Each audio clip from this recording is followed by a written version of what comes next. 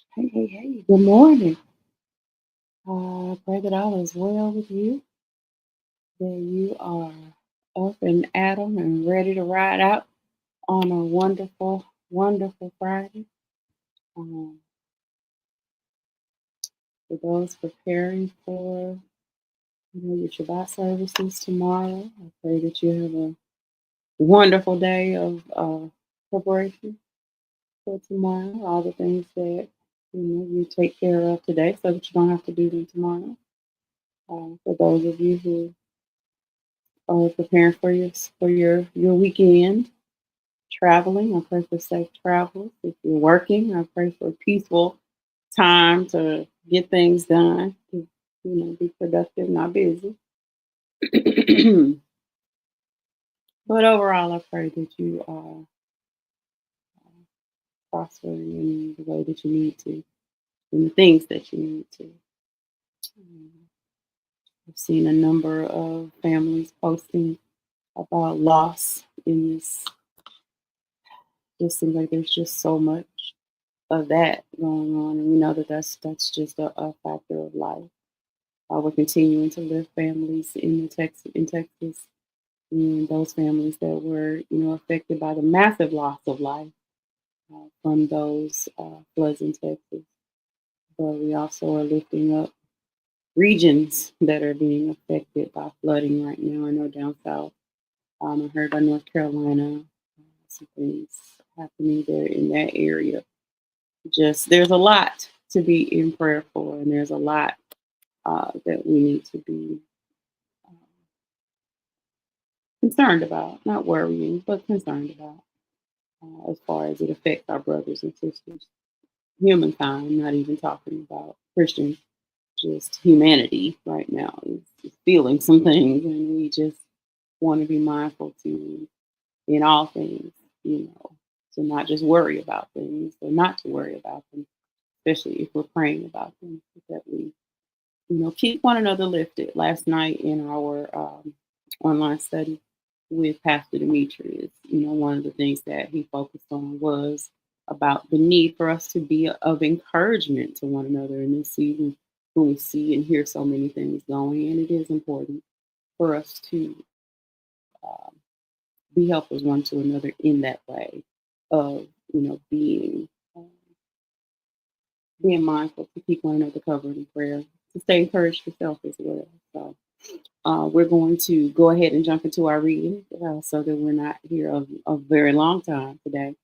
But we are about to get into a little more with our with Avenu, uh, Avenu Abraham. Uh, we're about to get to the end of his journey, and so we are reading about his children, more children that he had.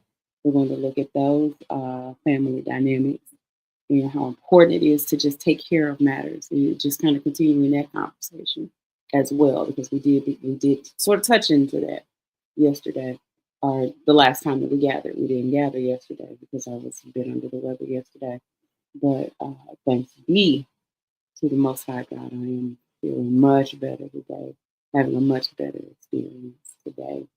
And so we're going to go ahead and get moving. If all is well, hearts and minds are clear. Father, we thank you for this opportunity to gather together, to read your word, and to start off our day, our morning, mindful of the fact that you have a promise for our lives. You have given us a Savior in your Son, Yeshua. We thank you for him. And because of that, we dedicate ourselves to learning of you, learning your ways, learning your moves, learning your strategies, learning of your plans that you have for your people to help us to make sense of this world, Father. I think it that's why our desire is to have a stronger connection and relationship with you. Is what have you already said in your word for us? And we walk in those instructions, so we walk in those principles, we walk in those precepts, and enjoy the abundant life that your Son Yeshua died for us to experience. Thank you for this time. May it add a blessing to the hearer, reader, and doer of your word. We give you Glory, honor, and praise in your son, Yeshua's name. Amen. All right, we're going to go ahead and get going so that we can get about all of the things that our day has. So today on Read With Me, we're doing Genesis 25. We're going to be looking at Abraham's death and his children. I think all of the kids get mentioned in here. I'm not sure if Ishmael, but from my recollection, I'm not sure if Ishmael is mentioned, but the other children are mentioned here as well. So let's go. Genesis 25, Abraham and his descendants. Now Abraham took another wife. Remember, Sarah has passed on. It says, now Abraham took another wife whose name was Keturah. She bore to him Zimran and Jokshan and Medan and Midian and Ishbak and Shua. And just a side note for those who like really struggle sometimes with getting caught up with, you know, pronouncing these names again. We're English speakers, so of course we're going to have, you know, our own accenting, our own everything. So, but if you're just wanting some help, because many times I will hear, you know, preachers delivering their messages and they'll struggle with pronouncing these names and they'll kind of throw you off a little bit. Don't let that throw you off. Generally take a stab at it. Those I, e, o, u, the short vowel sounds are going to be what you're looking for in most cases. In most cases. Um, but again, don't beat yourself up over perfection in those areas. We're doing the best we can to pronounce those names. And many times it will cause the nerves to rise a bit when you're going through with your presentation, your message, your sermon, or whatever, because you'll stumble over those names. Don't stumble. Just focus in on I, E, O, U. So we'll run through those names again. Zimran, Yokshan, Medan, and Midian, and Ishbak, and Shua. Joksan became the father of Sheba and Dedan, and the sons of Dedan were Ashurim, and Letushim, and Leumim. The sons of Midian were Ephah, and Epher, and Henak, and Abida, and Eldah. All of these were the sons of Keturah. So we see here number of sons. And we've already so far, I wanted to just kind of harp back for a second at names that of family members in these stories that we've covered already, but who are going to come up again at later times. And of the sons that we read about today, Midian is definitely one that we will be key for us moving forward. And we know that as we take this journey with the Hebrews into their promised land, they're going to pass through lands and cities and nations and towns of you know, people whose names may be throwbacks or, you know, callbacks from a previous reading. It may be that same person, it may be of that same person, or it may be someone else who had the same name. But we're going to be just, I want to just like have you be thinking all along about some of the things that, you know, we're going to see. And so we know earlier in Genesis, when we were going through the story of Lot or Lot, we were looking at his story and we saw that those sons that he had with his daughters, Moab and Ammon, we're definitely going to run into those Moabites later on. We're definitely going to run into those Ammonites later on. And so a lot of times when we think about how interaction happens with these people in the future, a lot of that has to do with how things were handled in the past. And so we know the circumstances of Moab and Ammon and they're coming to be, but we're also going to see, you know, some situations and circumstances down the line where those people are concerned. We know with Moab, we're going to eventually get to the story of Ruth. We know with the Ammonites along the journeys along the way, we're going to have some interactions with, you know, kings and things. And so there's that. With Ishmael, we know we're going to run into this tribe again. When we get to the story of Joseph, I believe it's the Ishmaelites that get him from the pit and into Genesis. And so we're going to continue to run into these people who are centered around that area of the land of Canaan because we're just going to run into them. But just remember, it's all there's connections here. So then um, one of the sons that we just read about, Midian. Midian is, the territory of the tribe that's descended from Midian. It's located principally in the desert north of the Arabian Peninsula, uh, and it's the land to which Moses went when he fled from Pyro. So remember, um, his father-in-law, Jethro, is a Midianite priest. And so we're just going to know that we're going to see those names again because of the area. And we'll read right here. It says, now Abraham gave all that he had to Yitzchak, Isaac, but to the sons of his concubines, that would be Hagar, and that would be Zipporah. Sarah was the wife. These are the two women that he had children with. Are referred to here. To the sons of his concubines, Abraham gave gifts while he was still living. And now Abraham gave all that he had to Isaac. Start there. So the inheritance is coming that way. Even though he's not the eldest or the firstborn, he's the firstborn with the wife, and he is the one who the promise was associated with. So Abraham gave all that he had to him. But during his lifetime, he gave gifts while he was still living and sent them away from his son Ishak eastward to the land of the east. And so we'll see that those names that we just read, they become the princes and the heads over areas in that Arabian Peninsula. Okay, so let's keep reading. Verse 7 says, these are all the years of Abraham's life that he lived, 175 years. And so before I move on, just let's coming back to mentioning, you see now why there's so much contention in those areas is Abraham's everybody dad. Everybody lays claim in one way or another because of their blood connection to him. That's why we're blessed to be a part of the new covenant, where you know what, I may not be able to trace and track all of these other things. I may not be able to verify ascendancy through one bloodline or the other, but what I can verify is, as a believer, I am grafted in to the promises. I'm grafted into the things that the Lord has promised for his people through my relationship with Yeshua, who is the door, the only way.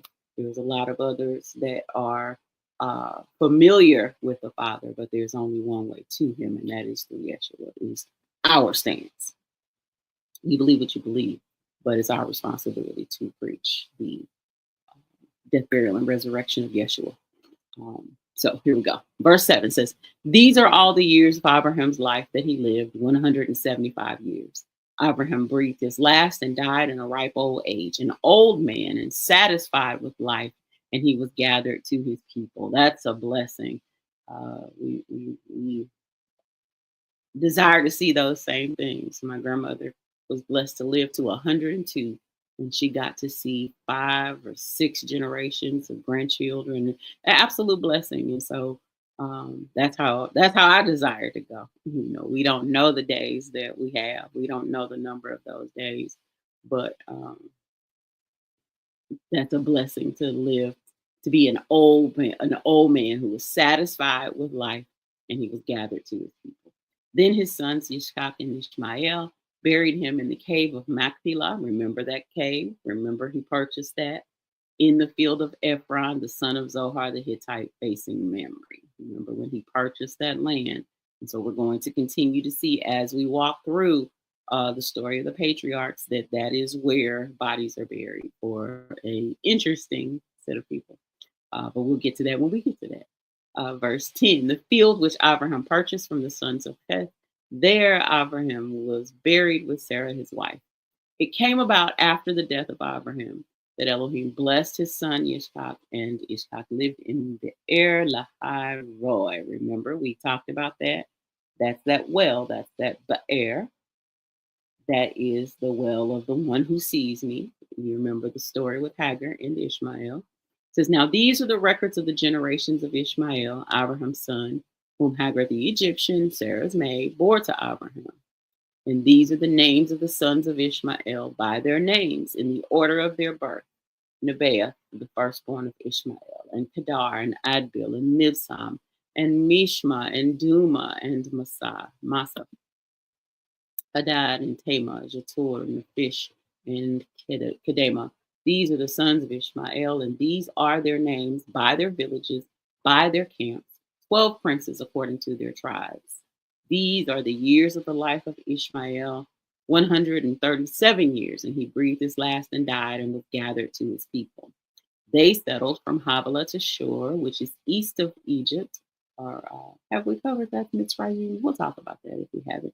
As one goes toward Assyria, he settled in defiance of all his relatives. Remember that, and against everybody. It says, now these are the records of the generations of Yitzchak, Abraham's son. Abraham became the father of Yitzchak, and Yitzchak was 40 years old when he took Rebekah, the daughter of Bethuel. Remember, we walked back through, it's a family affair. We walked back through the servant being sent to get a wife for him because his father did not want him to marry anyone out of the Canaanite areas. He wanted a wife for his son of his people. And so he sent back, and we find through his brother Nahor that this daughter, Rebecca, is there. And so the daughter of Bethuel, the Aramean of Padan Aram, the sister of Laban, the Aramean, to be his wife.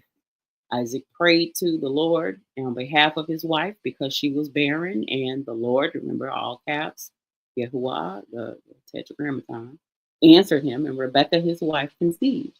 But the children struggled together within her, and she said, if it is so, why then am I this way? So she went to inquire of the Lord. And we are about to see the birth story of Esau, pronounced Esau if you're reading the Hebrew, the name meaning hairy, and it's from a root word, Asa. And then we have Yaakov, Jacob. His name means heel grabber or supplanter. We'll see all of that play out in his life, or his name is translated as heel grabber or supplanter. And here you'll see the transliteration, which is letter by letter, taking these from one language to the next. So you've got this Ya, O. This letter here is silent, but this marking here, this nikud here, tells us that this letter is going to have that short A sound.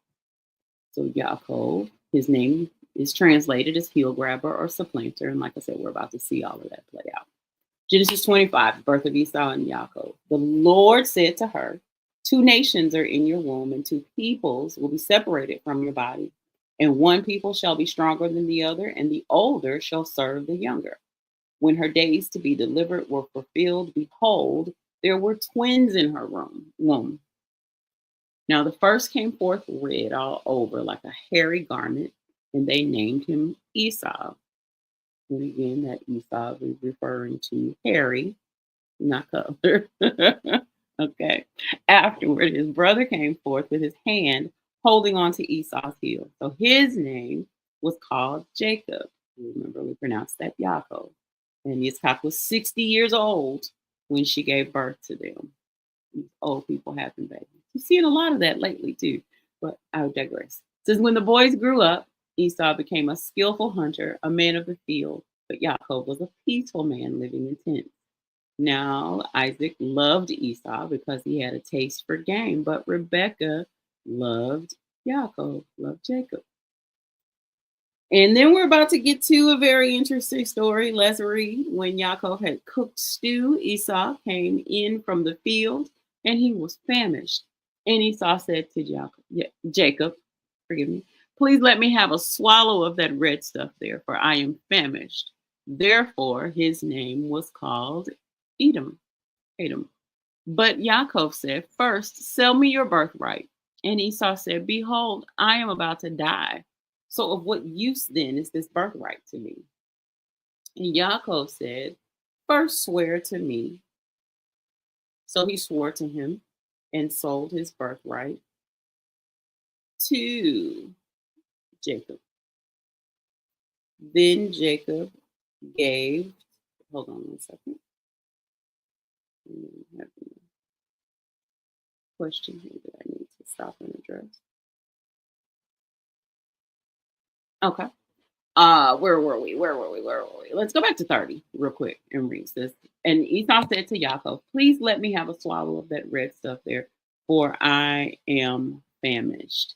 Therefore, his name was called Edom or Edom. And that Edom, that's where we're getting red. Okay.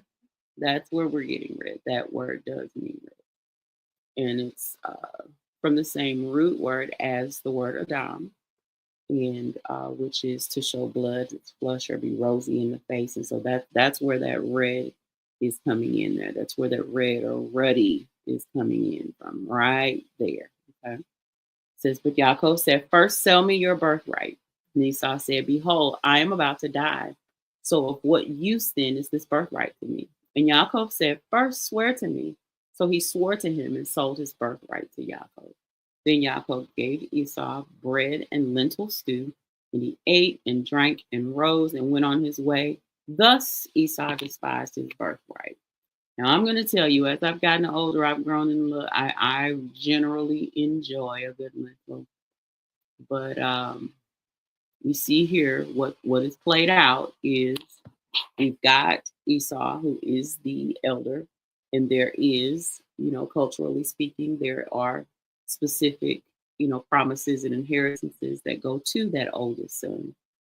But we see in this exchange that birthright, that promise that was on his life, in the moment of his need, in the moment of his hunger, in the moment of needing a momentary something satisfied, he's willing to give that entire birthright away for a bowl of this, what he calls this red stuff, uh, which is where we then see um, that other name.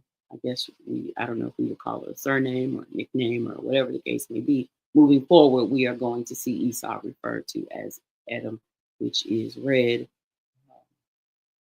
again from that same root as the word Adam, which is mankind, which we translate as mankind, but references that being ruddy, being red in the face, showing blood in the face. And so that's where that color designation is coming from.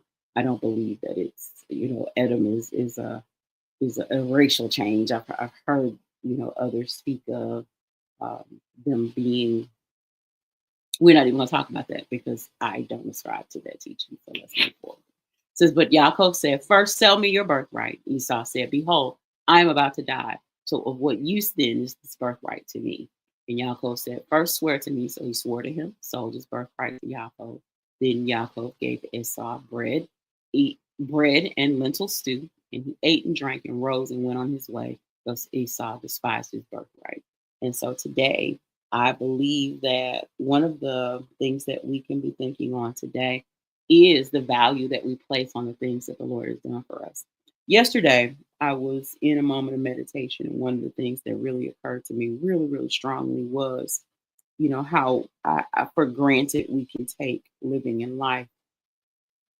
And in this situation, we see Esau, I believe, just really, as it says, despise his birthright. And that's not a despise meaning hatred. That's a despise.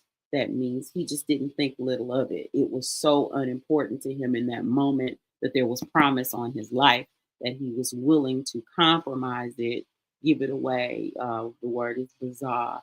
A primitive root that means from a primitive root that means to de-esteem. So it means he thought nothing of it, was scornful to him. He didn't think anything of that promise that was on his life from being the oldest. Because why? He's always been the oldest. So that promise has always been there. And he's got those similarity of interest to his father. And so there's an assumption that favor is going to always be there, that blessing is going to always be there. And I want us to be mindful that we have to steward the things that have been promised over our lives. The Father promises us, health. Well, that also means you need to live in such a way. So you got to make sure that you're taking care of your temple so that you can enjoy that promise. The Lord promises us safety and security in many ways, but that means also there's going to be some restrictions on your life in the way that you live. You can't live like you want to live as a believer. You can't do what you want to do as a believer, those promises on your life should bring some constraint to your situation. Otherwise, you're in a very similar situation where you're despising that promise. You're despising that good thing that you've been promised, because once it's yours, it's not just yours to treat however you choose to treat it. You got to steward the things that have been given into your hands. You got to steward those promises and walk in such a way. There's a later scripture in the New Covenant that talks about walking worthy of the calling on your life, literally as a believer, making sure that you are walking, talking, behaving as a believer. Um, I see so many things happening in the world today where we see the church almost being made a mockery of. Join us tomorrow for Genesis 26, where we're going to be reading about the Father's promise, God, Yahuwah's promise to his prophet. We need to get that cleared up before we move on. But we see so many things happening in the world where just a devaluing of life is really what we're seeing. You know, people living recklessly, driving recklessly, treating the bodies recklessly. And I believe that, you know, the Father expects those things that He's given unto us for us to steward those things. And so, if you're like me on a health journey, I'm joining faith with you today for the Father's will concerning your health, that you be able to develop the disciplines that you need in whatever area it may be, that you're able to withstand temptation. Remembering no temptation, you're not going to be tempted beyond what you can stand. Or with the temptation of the Father, He gives that way of escape. And so I pray that it's easy for you to see that way of escape. Let me lean over here. That it's easy for you to see that way of escape when you're tempted to do the things that you shouldn't do, say the things that you shouldn't say. May you quickly spot that way of escape when you're um, faced with things that would want to push those buttons. I pray that this day it is far from you to feel like, man, if I wasn't saved, I would. We never want to be looking to being unsaved. Looking to walk in behaviors that you walked in before Christ. Um, so I pray today that you'll begin to develop the discipline you need to steward well the birthright that you have as a believer. Those promises in the scriptures, they are yours, but you want to make sure that you steward them. And you don't want to be Esau, throwing them away for a satisfaction of a momentary hunger, a hunger that'll pass with little of nothing, but with that, he gives away a whole lot. So don't give away a whole lot today. No, be a generous giver. So I thank you for joining us today. I hope that you have a wonderful rest of your day. For those who do honor the Sabbath, Shabbat Shalom. For those who will be having your services on Sunday, may the Lord bless you and keep you. Make His face shine toward you. Be gracious unto you. May the Lord lift up His countenance on you and give to you His shalom. Um, have a wonderful weekend. And if the Lord wills, we may be here Sunday evening. You know, if we are all here, we may be here Sunday evening to cap out a wonderful weekend. Otherwise, we'll meet right back here Monday morning to read with me. Have a good day. Bye. Bye.